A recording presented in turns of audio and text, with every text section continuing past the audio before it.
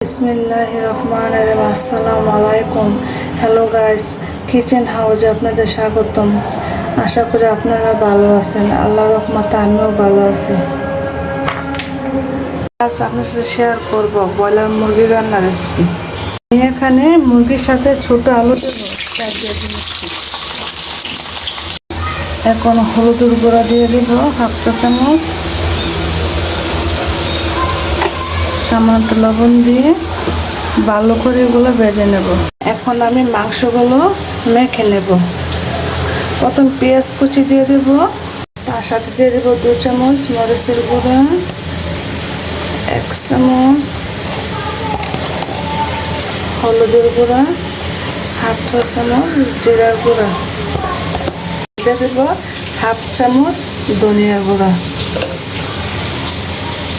তার সাথে অ্যাড করবো 1 চামচ রসুন, 2 চামচ রসুন বাটা, 1 চামচ আদা বাটা।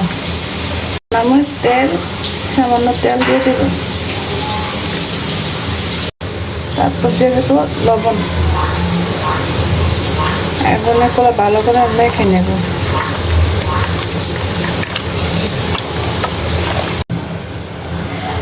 এখন আমার মাখানো শেষ, রেস্টে নেব 10 মিনিটের জন্য।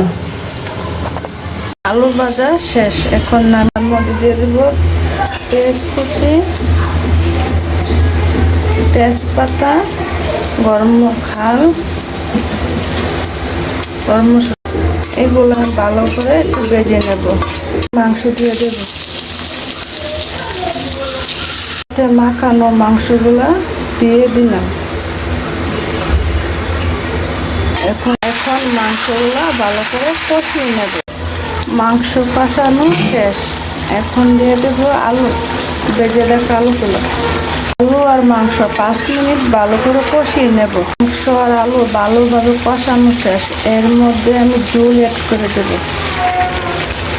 আমি এখানে গরম পানি দিয়েছি।